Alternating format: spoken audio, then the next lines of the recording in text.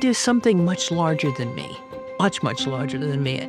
For someone who's fairly narcissistic, that's a good admission. I've traveled to Brooklyn to meet one of the most experienced forensic death investigators in New York City, Barbara Butcher.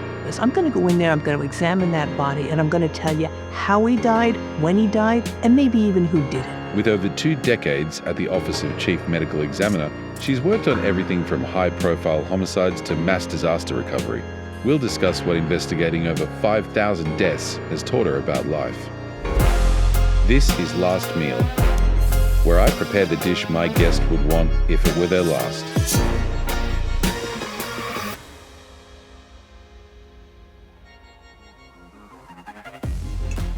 Lobster and zucchini gratin. It's beautiful. Can you tell me why this would be your last meal? Lobster is luxury. When I was a kid, I was the oldest of 9 children. My dad was a cop, New York City cop, and my mother was a homemaker. And we had a nice, decent home and food and clothing, but nothing left for luxuries. We had never gone to a restaurant. I didn't go to a restaurant until I was 20 years old. And I saw a lobster and I said, wow, I want that. So it represents to me like abundance of having. It's a luxury. Having made it. Yeah, having made it, sure. Do you believe you've made it? Yeah, I have. I've got a family, a home. I'm doing something I love. And once in a while, I get to do a tiny bit of good in the world. So what else could I ask for?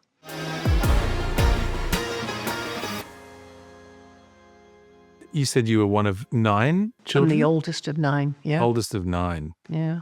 Was it easy growing up to feel more like a number than a person in a group or a family that large? There was scant attention to go around. And we used to joke. I remember sitting with my sister and saying, what bone could we break that wouldn't be too inconvenient, but then Mommy and Daddy would pay a lot of attention to us and be really nice? And we decided that the left arm would be the best thing to break. Okay, because it's not as useful as the right Exactly. if you're right-handed. So then I was running with a friend. I was about 12 years old, and I fell and broke my leg. I got no extra attention. It was miserable. But then, being on crutches and having a cast and everything, I realized I don't need attention that badly. I just want to be left alone. Or if you did, there are other ways of getting it, better ways of getting it, yeah. So I wanted very much to impress my father. I wanted to be a cop like him. And he said, no way, no, it'll destroy you. And back then in, the 1960s, they weren't welcoming women on the force anyway. I wanted to be accepted completely in a man's world. So when I started that job in 1992, here I'm the second woman hired in Manhattan, the first to last more than 3 months. First woman ran out screaming. It was my first homicide on my own without, being in training. And I went to the front of the scene, the door, and a detective said, yeah, honey, how can I help you? I said, well, I'm from the medical examiner's office, and I need to examine the body and, take the pictures. He said, don't worry about it. Crime scene's got it. You're okay. And it's like, no, I really need to. And I thought after that, this is some bullshit right here. Nah. The next time it happened, detective says, yeah, honey, how can I help you? I said, I tell you what, I don't think you can help me, but maybe I can help you. I'm from the medical examiner's office. I'm going to go in there, I'm going to examine that body, and I'm going to tell you how he died, when he died, and maybe even who did it. And then when they ask you, well, how'd you know all that stuff? You can say, Barbara Butcher told me. All right? And he went, whoa, okay. Let me in. And I thought, that's it. That's the attitude. Don't mess with me.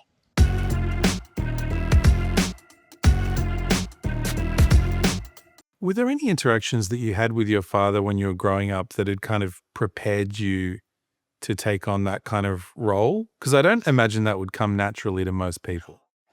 I like science a lot. I love to read science books, and they bought me some. They bought me a chemistry set and a microscope. And when I found dead animals, roadkill that the kids in the neighborhood would bring me, I liked dissecting it to see what happened. Oh, yeah, look, now this possum, he's got these tire marks on him. I think he was run over. And maybe we can find out which car it was by examining the tire marks. Why did this thing die? How did this happen? I love mysteries. To what extent do you think you investigate your own life? Well, having been in therapy since the age of 18, off and on for... Is that mandatory in the United States? You've got to have a therapist? No, I was just a troubled child, a very depressed and troubled child. It's interesting when you lament on your youth. There's a part in your book where you're saying when we're young, we're driven or motivated by desire. And when we're old, we're motivated by fear. When we're young, we aspire constantly. We want a job, we want a home, we want to get married, we want to fall in love, we want to have children, we want things. Then comes a time when you get those things, if you're lucky, and I've been lucky. Now you have a nice apartment, you have a partner, a car, you get to go to Paris, you have a good job. Wait a second, how do I keep this? There's a fear that starts to creep in very slowly. And then when you do have life losses, like relationships break up, sickness happens, you lose good jobs, then it's like, oh, shit, this could happen. I could lose everything. And at one point I did. I think I was 39 or 40 years old. I was an alcoholic. I got fired from my job. Let's call it what it is. I was drinking too much. My partner broke up with me. I didn't have anything. She wasn't going to hang around. Then my brother John died of a heroin overdose. And the losses were overwhelming, absolutely overwhelming. And it was terrifying to me. The aching emptiness, the loss of love, the loss of purpose, the loss of a home. It was horrible. I was suicidal at the time. I just couldn't deal, so I didn't.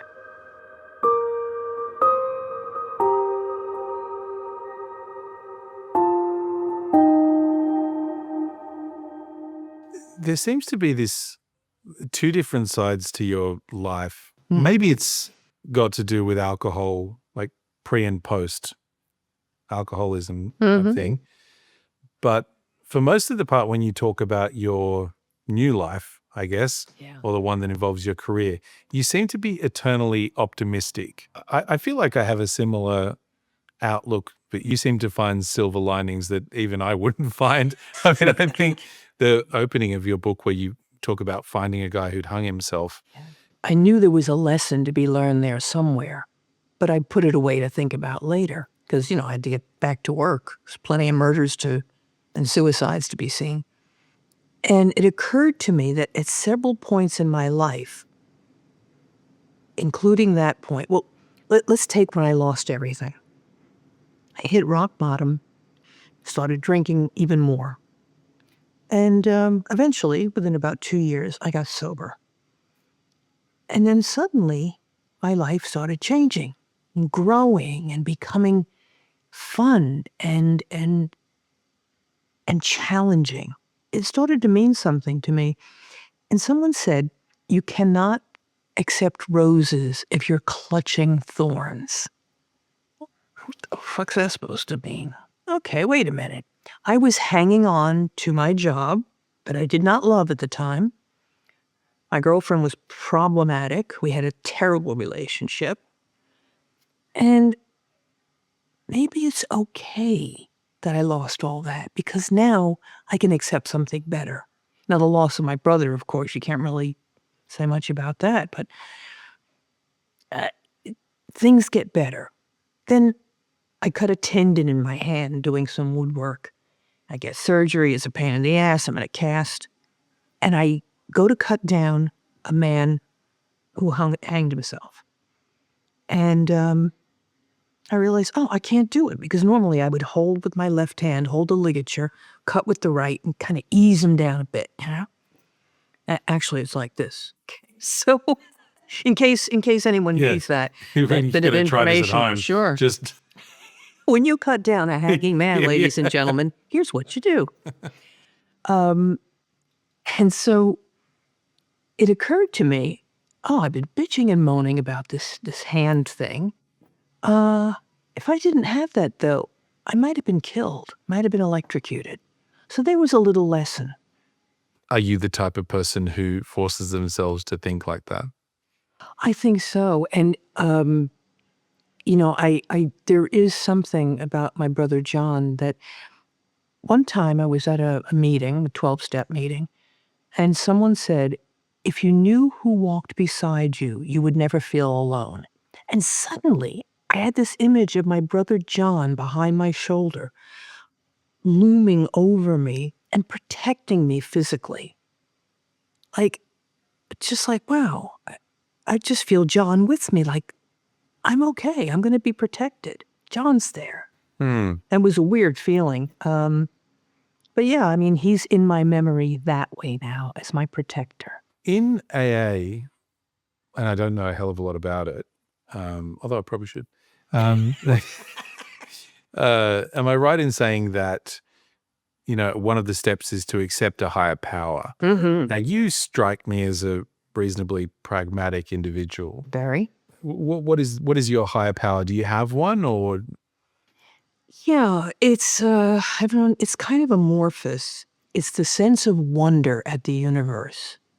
I think there's a thing called some kind of anxiety, like cosmic, universal, overwhelming anxiety, where you look up at the sky and you see stars and planets, and beyond that is more darkness and more dark. And you know that this goes on infinitely, and you're like, oh my God. I have that? Yeah, right?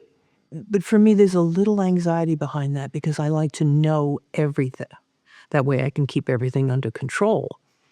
Well, it's this, that, everything's placed in, okay, we're safe now. Yeah. So that's my higher power, is the sense that there's something much larger than me, much, much larger than me. And for someone who's fairly narcissistic, that's a good admission. Yeah, you know? yeah. So, There was a part in your book where you talked about giving out blankets to a lot of homeless people. In some of my research that I found, something called being other-oriented, which is doing things for others, is actually a huge motivator of happiness and increased subjective well-being in people. And I just wanted to get your take on that. you know, I'm not naturally a generous or good person. It's just not part of my makeup. But I am aware that if you do things for other people, it will help you forget your own problems. And I was just feeling a little low one Christmas, and I decided I would order a couple of cases of army blankets, nice wool ones. And I would give them to the homeless guys that lived along the river. It's so damn cold there. And I did. And I felt nice. That was good. But then one night, I was called to a case on the river. They said, we got a homicide over here. And when I walked up to the victim, they had some cardboard over him, and I pulled it aside, and I saw my blanket with his slashed neck, the blood just running into the blanket. It's like, I still can't really process. It's the huge complexity of human life and human death. It's so damn complex, and the feelings are indescribable. I mean, you are in the unique position of not having met a lot of the people you work with because they're dead upon your arrival. My clients are all dead. That's right. Yeah. You get few complaints, I would imagine. But how has working in the death industry changed your relationship with your own mortality? You know, it didn't, oddly enough. Investigating death, to my way of thinking, gives you a certain control over it, a certain power. Like, I could do something about this. I can get justice. I can figure this all out and maybe prevent something. prevent another accident like this, prevent another murder. So it forestalls any fear that I might have about my own death because I'm powerful now, right? I'm in charge of this. It wasn't until both my parents were dead that I started to have this weird feeling of like, wait a second, they stepped up to the edge of the cliff, they're gone, who's next? Me. It's generational. I'm next. I'm like, wait a second. Oh, no, no, no, no, no, no, no, no, no, no, no. I'm not ready for this. But, Barbara, it's inevitable. You never thought your mom would die, but she did. And you're going to die. I'm like, no, this ain't good. This ain't good. No, I don't accept it. So I have to accept it. And I guess the best way to accept it is to spend each and every day eating something you love, doing something you love, being happy, being with family. And, since there's a limit on it, you got to hurry up and suck the joy out of each day. So, If you could choose the way you die, having seen a lot of death, like what would you pick if you could pick? I have it exactly. I would like to be walking down the street on a beautiful day at the age of, I think, 96, but still walking, enjoying the day, looking around, and bang, a bullet hits me in the back of the head. Because not only is it painless and quick, people imagine what they'll say. The tragedy. She was only 96. She was shot down in her prime. How awful. Oh, my God. Oh, Barbara's gone. Instead of, oh, for Christ's sake, she's 96. Why doesn't she keep, she's dragging this on. I'm tired of taking care of her. People would call it a tragedy. And, I kind of like that. Yeah.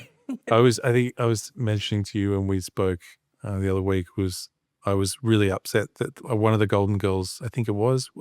Betty White? Maybe it's Betty White who died at 99. Yeah. And I was just like, oh, she was a couple of weeks off 100. And you were like, no, but that's precisely it because now you're talking about it. Exactly.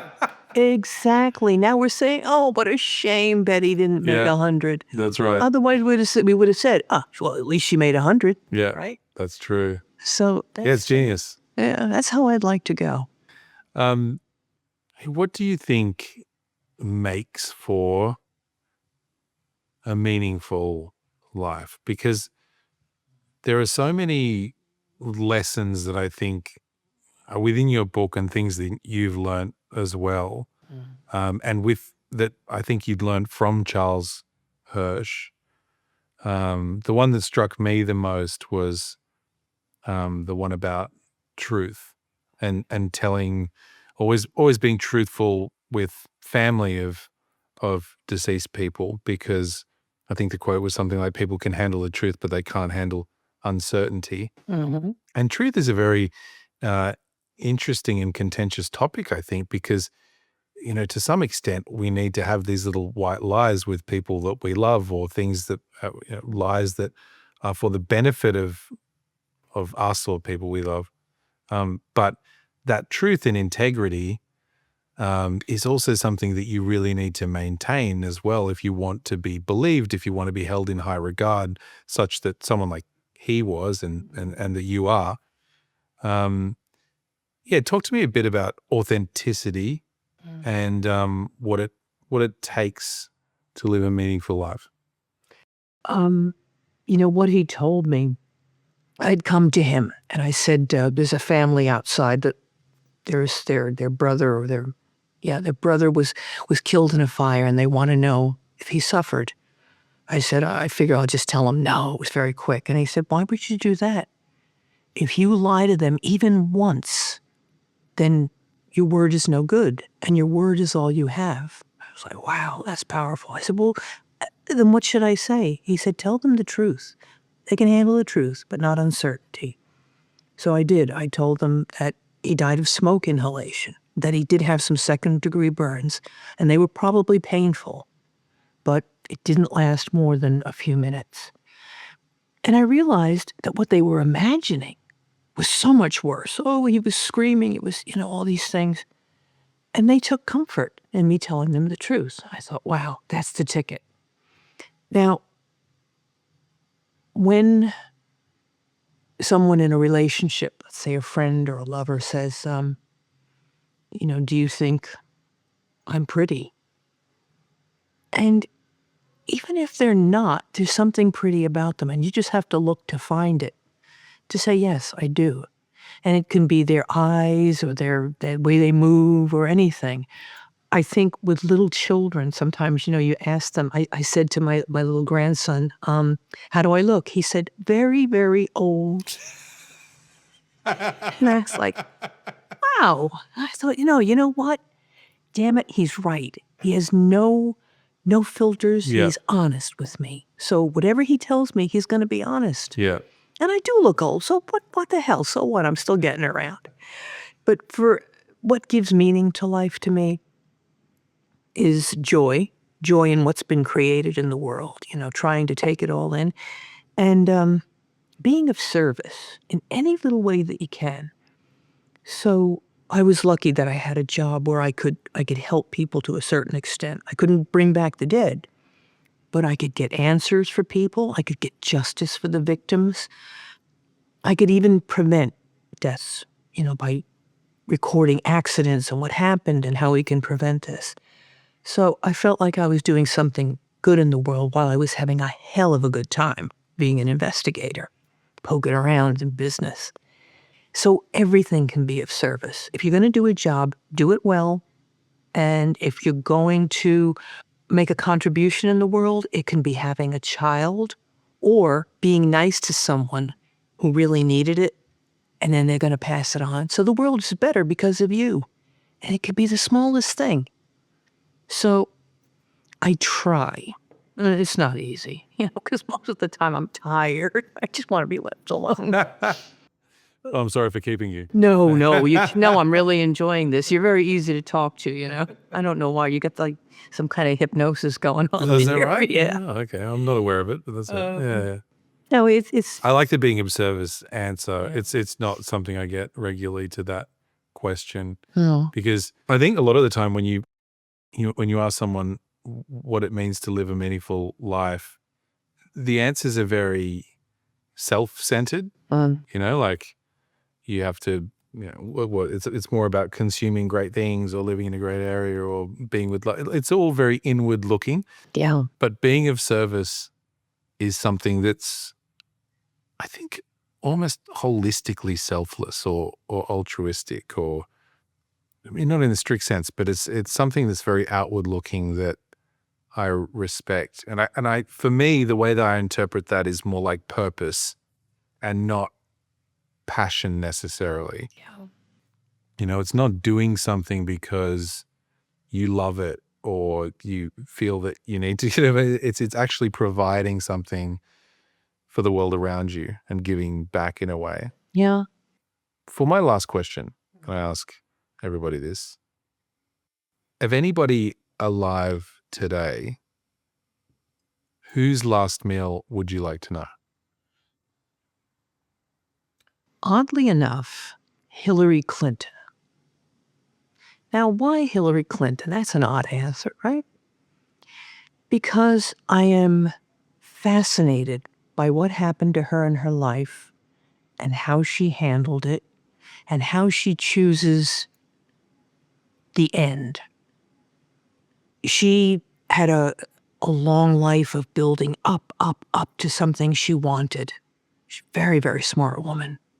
And she got so close, so damn close. And then it was taken away by someone for whom she had no respect. So it wasn't like a valiant fight and you could congratulate your opponent and say, well done, my friend.